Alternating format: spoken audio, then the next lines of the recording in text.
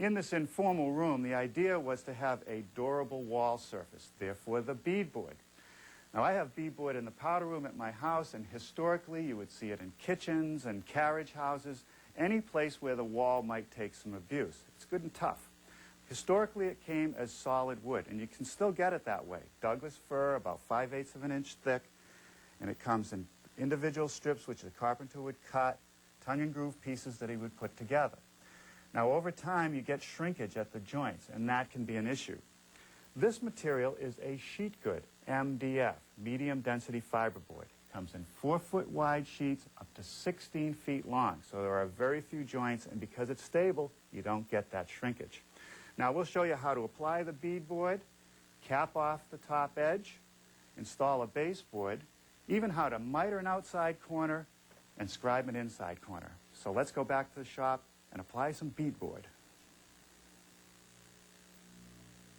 We've built some scenic walls here in the workshop to demonstrate the 3 wall panel systems we're going to show you today. Should you decide to build any of these in your own home, a measure drawing will be available, and you'll hear more about that before the program ends. Now, in the past, if I were to install beadboard, I would buy it like this: solid Douglas fir, tongue and groove strips, which I would apply to the wall one piece at a time and then prime them.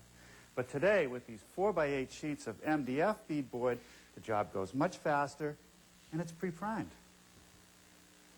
Here's a piece from a 4x8 sheet that I need to trim. But before we use any power tools, let's talk about shop safety. I like to cut the sheet goods with the face side down so I don't get tear out, and the base of my saw will not mar the pre-finished side.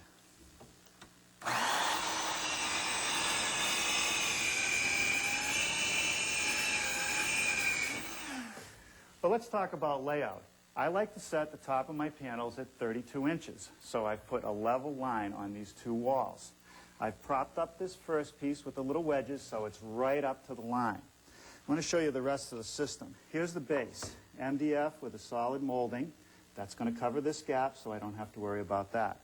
The reason I'm so fussy about staying on this line is that when I put this cap rail on, I want it to sit on the panel so that it has full support. Now, when the panels are level, that means the beads are plumb. Next thing I want to check is a scribe in the corner. Take a piece of scrap stock.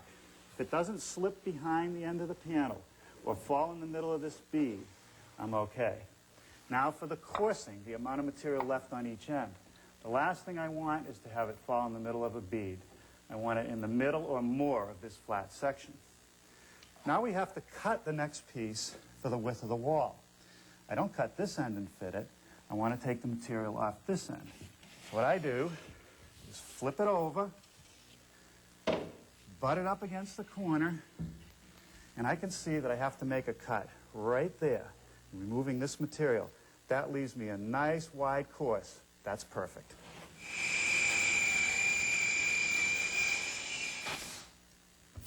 Now I'm securing the paneling to the studs with nails. A couple at the bottom, a couple at the top, and they'll be covered by moldings. If this were a permanent application, I'd apply a construction adhesive in this middle area because I don't want to mar this surface unless I have to.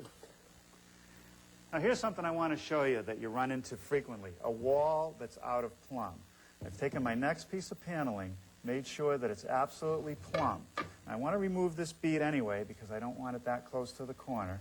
So I've set my dividers to about 1.25 inches. I'll scribe it to that wall and cut it to fit. Now I'm going to tip my saw so that it cuts a little bit of an angle back from the face. I put a little bead of caulk on the edge, squeeze it in, nail it off, clean it up. This 45-degree miter is for an outside corner. A little more caulking on the miter joint. Bring the pieces together and brad it at the corner. No avoiding these. They'll be filled and painted later.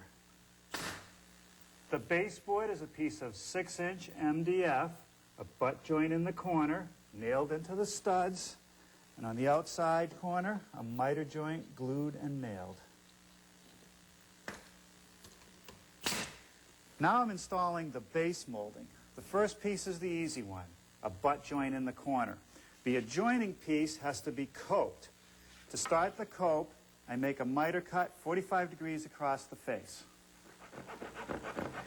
I'm using a coping saw to remove everything that's behind this line.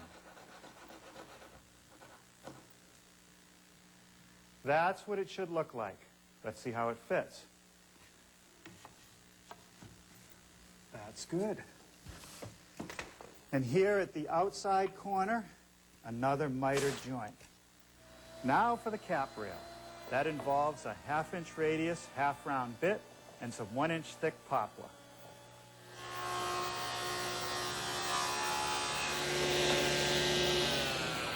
Okay, now I have to fit it to the wall.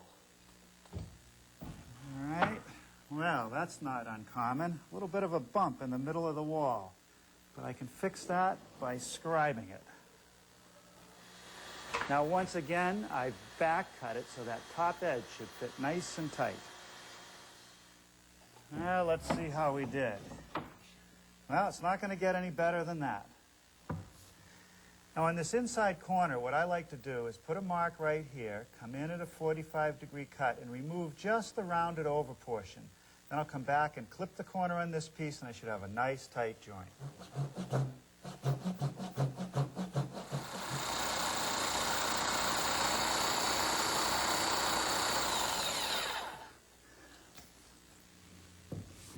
And that's the way that should fit.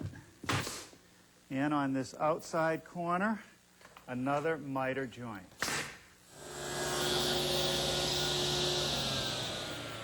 This is the molding that's going to go under the cap. And I've just tipped my table saw to 2 degrees to bevel the top edge so that when I put it up against the top piece, only that front edge is going to make contact, giving me a nice tight fit. Now I'll cope the inside corner just as before. Okay, give it a little tap. Now this is really coming along.